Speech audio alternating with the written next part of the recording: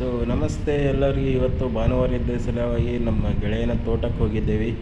ಇವಾಗ ಹೋಗಿ ಅಲ್ಲಿ ಮಟನ್ ಬೇಕಾಗಿರುವ ಸಾಮಗ್ರಿಗಳು, ಈರುಳ್ಳಿ ಮತ್ತು ಟೊಮಾಟಿ ಹಾಗೂ ಕೊತ್ತಂಬರಿ ಎಲ್ಲವನ್ನು ಸಣ್ಣಾಗಿ ಪೀಸ್ ಮಾಡಿ ಹೆಚ್ಚಿ ಕಟ್ ಮಾಡಿ ಇಟ್ಕೊಂಡು ನೋಡ್ತಾ ಇದ್ದೀರಿ. ಇವಾಗ ನೋಡಿ ನಮ್ಮ ಫ್ರೆಂಡ್ ಮಟನ್ ತೊಳಿತಾ ಇದ್ದಾರೆ. ಅಂದರೆ ನಮ್ಮ ಆಫೀಸ್ ಕೊಲೀಗ್, ಗೆಳೆಯ ಅಥವಾ ಫ್ರೆಂಡು.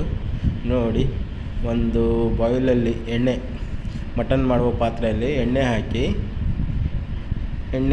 ಅದಕ್ಕೆ ನೋಡಿ, ಇದು ನಾನೇ ಮಾಡ್ತಿರೋದು.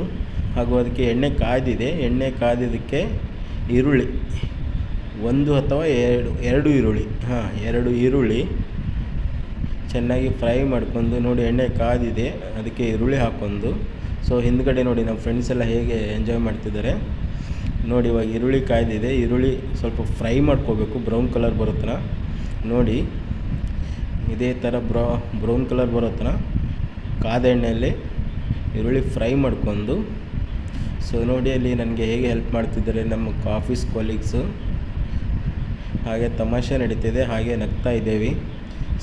ಇವತ್ತು ಭಾನುವಾರ ಇದ್ದದ ಸಲುವಾಗಿ ನಮ್ಮ ಗೆಳೆಯನ ತೋಟಕ್ಕೆ ಹೋಗಿದ್ದೀವಿ.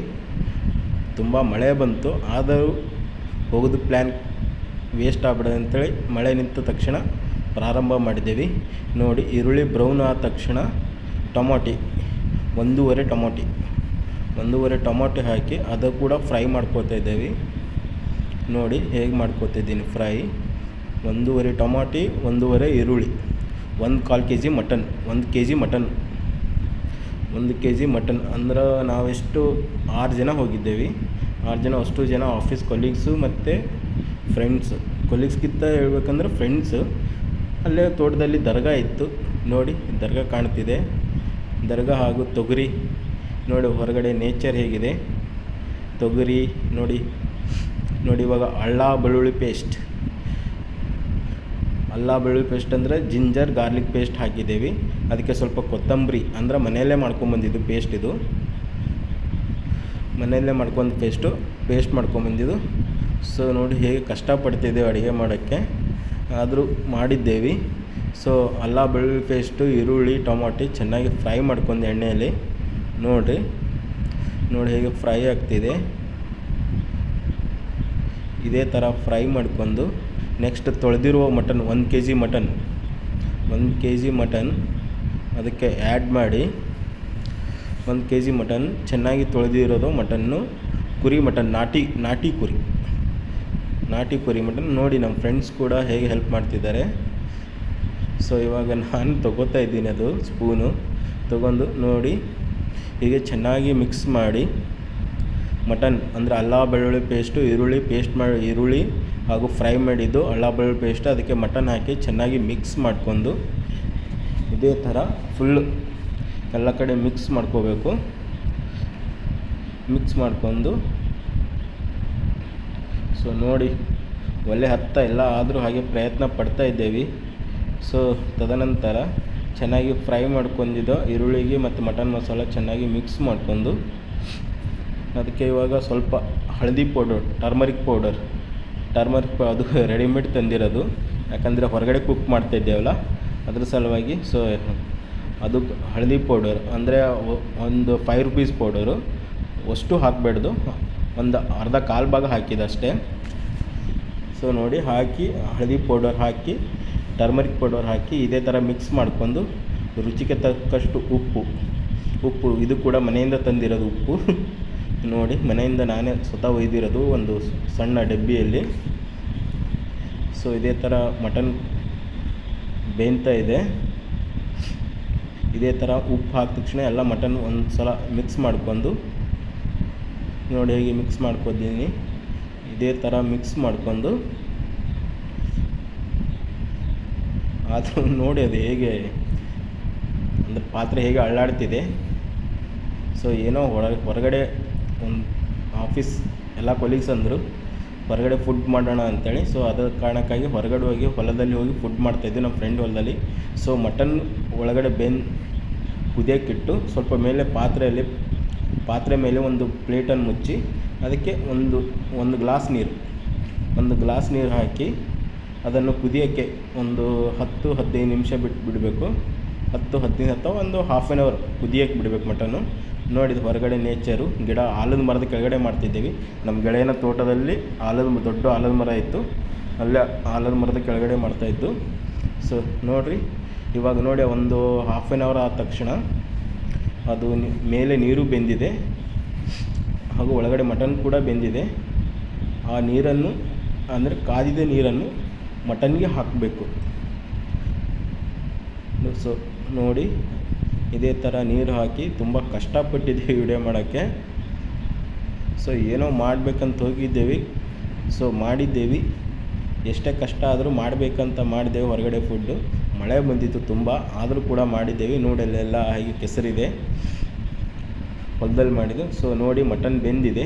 ಇದು ಸುಮಾರು ಒಂದು 45 ನಿಮಿಷ ಅಂದರೆ 45 ಮಿನಿಟ್ಸ್ ಕುದಿಸಿರೋದು ಒಲೆ ಮೇಲೆ.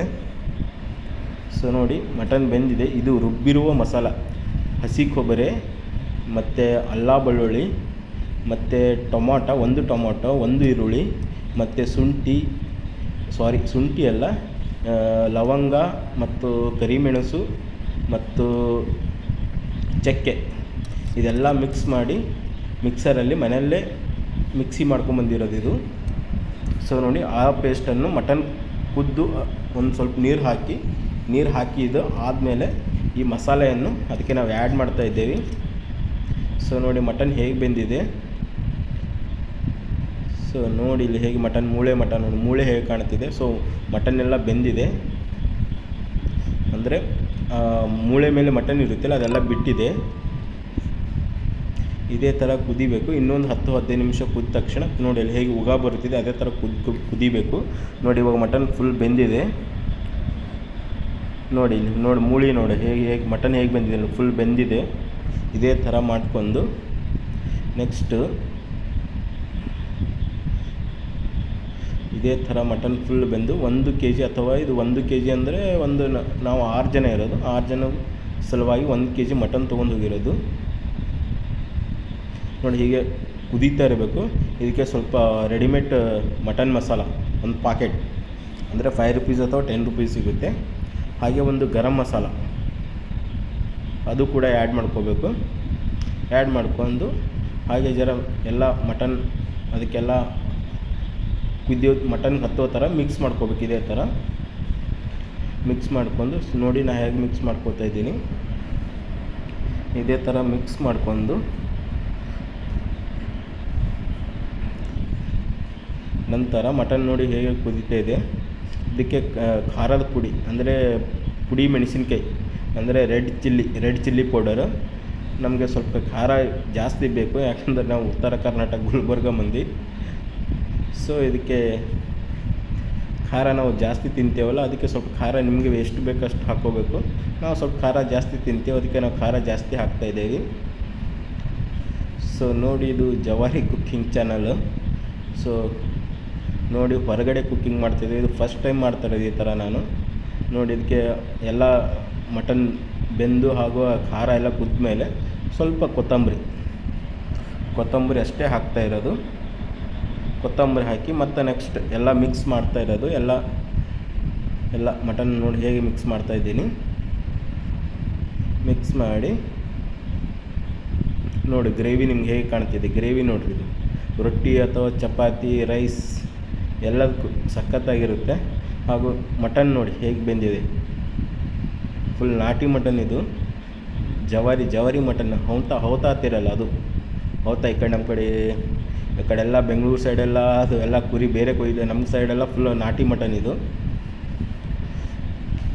ಸೊ ಇದೇ ಥರ ಒಂದು 10 ನಿಮಿಷ ಪ್ಲೇಟ್ ಮುಚ್ಚಿ. ಸೊ ನೋಡಿ, ಮತ್ತೆ ಅದೇ ವ್ಯೂಸ್ ತೋರಿಸ್ತಾ ಇದ್ದೀನಿ. ತುಂಬ ಸಖತ್ತಾಗಿತ್ತು. ಫುಲ್ ಸಂಡೇ ಇವತ್ತು. ಸೊ ಹೋಗಿದ್ದು ಬೆಳಗ್ಗೆ ತುಂಬ ಲೇಟಾಯಿತು. ಸುಮಾರು ಇದು 4 ಗಂಟೆ ಟೈಮ್ ಇದು, ಯಾಕಂದರೆ ಮಳೆ ಬಂತು, ಅದಕ್ಕಾಗಿ ಲೇಟಾಯಿತು. ನೋಡಲ್ಲಿ ಹೇಗೆ ಕೆಸರು ಕಾಣ್ತಿದೆ, ಕೆಸರಾಗಿದೆ. ಸೊ ಕಾರ್ ಬಿಟ್ಟು ಆಮೇಲೆ ಬೇಕ್ ತೊಗೊಂಡು ಹೋಗಿರೋದು ನಮ್ಮ ಫ್ರೆಂಡ್ ತೋಟಕ್ಕೆ. ನೋಡಿ ಹೇಗಿದೆ ಎಲ್ಲ. ನೋಡಿ ಎಲ್ಲ ಹೊಸದಾಗಿ ಕಟ್ಟಿಗೆ ಕೂಡ ಖರೀದಿ ಮಾಡಿ ತಂದಿರೋದು. ನೋಡಿ, ಇವಾಗ ಮಟನ್ ಬೆಂದಿದೆ ಹಾಗೂ ಸಾಂಬಾರು ಕೂಡ ಕುದ್ದಿದೆ. ನೋಡಿ ಹೇಗೆ ಮಟನ್ ಹೇಗೆ ಕಾಣುತ್ತೆ ನೋಡಿ. ಇದೇ ಥರ ಎಲ್ಲ ನೀವು ಫ್ರೆಂಡ್ಸ್ ಯಾರು ಇರ್ತೀರಿ ಹೋಗಿ ಎಂಜಾಯ್ ಮಾಡ್ಬೋದು ಇದೇ ಥರ ಕುಕ್ಕಿಂಗ್ ಮಾಡಿ. ಈಗಂತೂ ಮಟನ್ ಫುಲ್ ಬೆಂದಿದೆ.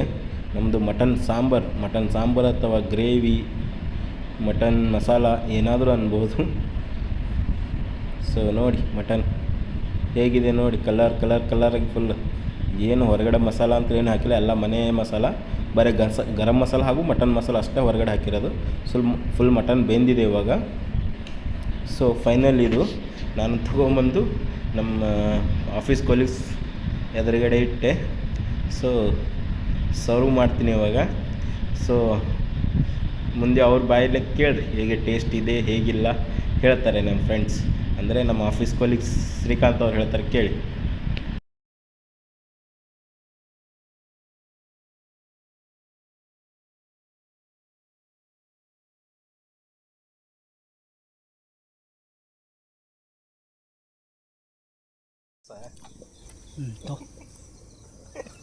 ಅದು ಬರ ಅಲ್ಟಿಮೇಟ್